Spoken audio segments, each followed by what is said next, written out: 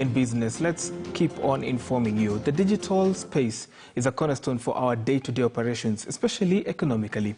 Well, now Noah Kipkemboi joins us to divulge further information on a report on Kenya's digital economy focusing on a people's perspective. Over to you, Noah. Well, good afternoon to you. We understand that COVID-19 has moved people to the digital space. Pre-COVID, it was obvious the world is going digital, but COVID-19 actually exacerbated that, kind of catapulted us into the digital world. And as a country, right now, you don't have to go to a shop. You can just buy things virtually. That is what we call digital economy, where we can do our operations, our day-to-day operations virtually. Maybe even you're working from home. Yes, that is an enablement of digital tools that we have in the country. Well, we have to understand the nuances where we are and where we are going. And to do that, we have to actually dissect the data and speak to the ground to understand whether, when we talk about digital evolution, whether it's just happening on top here or on ground, things are not different, as Kenyans will say. And to help me put all this into perspective, I'm joined by Naoko Koyama from Dalberg. And Naoko, I understand you've done quite an interesting study that's going to be coming out next week, but this touches on digital economy. What are some of the pinpointers in this report that Kenyans should expect? Sure. So this report, we really focused on understanding a people's perspective. We know, what the government is doing. We know what the suppliers are doing. We know how many people have the access to mobile money, mobile network, but we don't know how people are using it and how people are feeling about it and how they think about, what can change, how that can improve their lives. And I'm sort of really zooming into people's experience. That sort of voice, bringing a voice, that's the new things that we really try to do that in the report.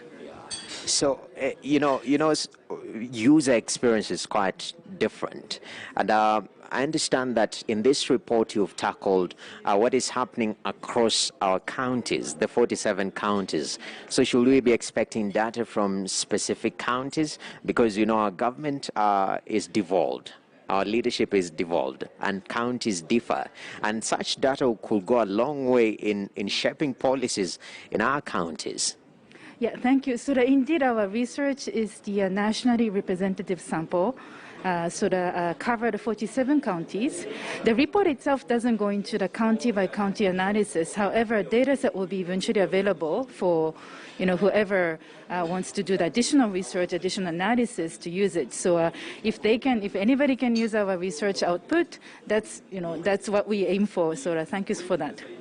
Definitely. And one of the pointers that we mentioned as we preempt report is the concerns for Kenya when it comes to security in the digital world.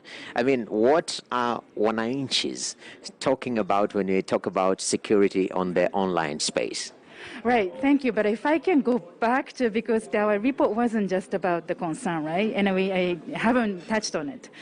The biggest highlight of this report is that 80-some percentage, so I think it's 84% of the population, 86% of the population, feel that a digital service is improving their life. And one-third, it's a fairly significant. People said that digital services, thanks to that, their income has risen. So that kind of empowerment through digital services, I think that's the first baseline that we want to highlight. When it comes to concern, it's the concern, there is a level of the concern that will stop you using it, and there's a level of the concern, I'm worried, but I continue using it. I think there are various levels of the concerns, but major areas of the concern is the safety about the personal data, and then the fraud. Our research didn't cover, because of a timeline stopped around in September last year, but obviously this new credit crunch and the many default on the online lending, that is definitely going to be another areas of a concern, I believe. But does it really stop people using it? I think it's coming to the level of the, yes, I continue calling my friends, calling my vendors, and using some of the level, but do I do the transactions? That's where I think this concern becomes really critical to address. Very well, many thanks, Noah Kipkemboi, right there. National Treasury Cabinet Secretary Ukur Yatani says the economy will rebound to above 6.0% over the medium term from a growth of 0.6% in 2020. This is, however, linked to the increased